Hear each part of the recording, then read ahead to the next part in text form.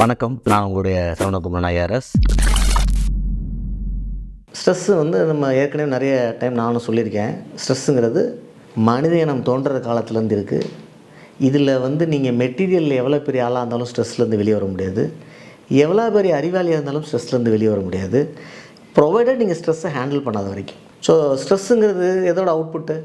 ஒரு காலேஜ் ப்ரொஃபஸருக்கும் வரலாம், காலேஜ் ஸ்டூடெண்ட்டுக்கும் வரலாம், ஒரு 1000 கோடி டர்ன் ஓவர் பண்ணுறதுக்கு வரலாம், ஒரு 1000 ரூபா சம்பளத்துக்கு வேலைக்கு போகிறவருக்கும் வரலாம். ஏன்னா மனசு ஒன்று தான், அது மைண்டோட அவுட்புட்டு. இப்போ மைண்டை யாரெல்லாம் ஹேண்டில் பண்ணுறாங்க? ஃபிலாசபி ஹேண்டில் பண்ணுது, ரிலிஜன் ஹேண்டில் பண்ணுது, சைக்காலஜி ஹேண்டில் பண்ணுறது, சைக்காட்ரிஸ்ட்டு ஹேண்டில் பண்ணுறாரு, மேஜிக் பண்ணுறவங்க இவங்க ஹேண்டில் பண்ணுறாங்க, சுவாமிகள் ஹேண்டில் பண்ணுறாங்க. இவ்வளோ பேர் ஹேண்டில் பண்ணியும் அதை எப்படி ஹேண்டில் பண்ணுறதுல பல குழப்பம் இருக்குது. ஏன்னா மனம் எல்லாத்தையும் மிஞ்சினது. அதனால தான் மனம் ஒரு குரங்குன்னு சொல்லி முடிச்சு விட்டாங்க. மனசனை ட்ரெயின் பண்ணலாம், குரங்கை போய் எங்கே ட்ரெயின் பண்ணுறது? ஸோ இதெல்லாம் ட்ரெயின் பண்ணுறதுல யாருக்கு என்ன வேணுமோ அவங்க அதை தான் ஹேண்டில் பண்ணுறாங்க. இதில் இயக்குனர் செல்வராகவன் பேசுனதை பார்த்தேன். அவர் எதுக்கு எல்லோரும் போயிட்டு உட்காந்து சாமியார் தேடி அப்படி என்ன அலைகிறீங்க, நீங்கள் சிம்பிளாக புத்தர் ஒரு மெடிடேஷன் சொல்லியிருக்காரு, அதை பண்ணுங்கன்னு. அந்த மெடிடேஷன் பகவத்கீதையிலையுமே சொல்லியிருக்க விஷயந்தான். இந்த மெடிடேஷனுங்கிற விஷயத்தை நான் பலமுறை சொல்லியிருக்கேன். இது ஒரு நமக்கு ஏன்ஷியன்ட் நம்மளோட ஹிந்து கலாச்சாரம், இந்திய கலாச்சாரம் கொடுத்த ஒரு மிகப்பெரிய கிஃப்ட்டுன்னு. அது சயின்டிஃபிக்காக இன்னும் அது ப்ரூவ் ஆகலை. ஆல்ஃபா பீட்டா வேவ் நிறைய பேசுவாங்க. ஆனாலும் நமக்கு வேறு ரூட் இல்லை, மனசை கண்ட்ரோல் பண்ணுறதில்ல, மனம் சார்ந்த விஷயங்களில் செயல்படுத்துறதில்ல. ஸோ அந்தமாரி விஷயங்களையும் பண்ணுறதும் தப்பு இல்லை.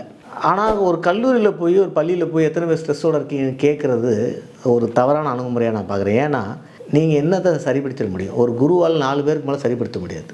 ஒரு குருங்கிறவர் ஒருத்தரை புரிஞ்சுக்கிறதுக்கே ரொம்ப டைம் எடுத்துரும். ஸோ ஒரு 1000 பேர் ஸ்கூலில் இருக்கிறவங்களுக்கு என்னென்ன ஸ்ட்ரெஸ் மேனேஜ்மெண்ட் சொல்லி தர முடியும்? ஸோ நீங்கள் எந்த ரீஜனில் சயின்ஸில் சைக்காலஜிஸ்ட்டாக போகிறீங்கன்னா சில விஷயங்கள் சொல்லி கொடுத்து போயிடலாம், ஒரு 1000 பேரோட ஒன்றா ஹேண்டில் பண்ணிட்டு போயிடலாம்.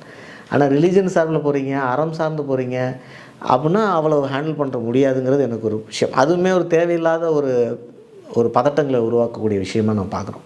ஆனால் பட் ஸ்ட்ரெஸ்ஸு கண்டிப்பாக ஒரு அட்டன் பண்ணக்கூடிய விஷயம். நம்ம இது நிறைய வீடியோவில் பேசியிருக்கோம்.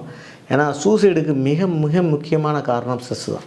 2வது காரணம் தான் கோபம். முதல் காரணம் ஸ்ட்ரெஸ்ஸு.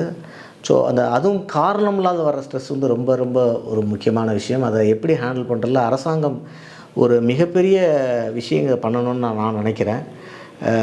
சத்குரு ஒரு மீட்டிங்கில் சொல்லியிருந்தார், இதே நிலைமை தொடர்ந்தால் உலகத்தில் 25% மேலே சூசைட் பண்ணுற ஒரு சுச்சுவேஷன் 100 ஆண்டுகளுக்குள்ளே வரலான்னு அவர் சொல்லியிருந்தார். இதை நான் எப்படி பார்க்குறேன்னா, யார் ஈவெண்ட்டை பார்க்குறாங்களோ அவங்களால பேட்டர்னை பார்க்க முடியாது. ஈவெண்ட்டுனா வாழ்க்கையை வாழ்கிறவங்க வாழ்க்கையை பார்க்க முடியாது. பேட்டர்னை பார்க்குறவங்களால ஈவெண்ட்டுக்குள்ளே வர முடியாது, வாழ்க்கையை என்ஜாய் பண்ண முடியாது.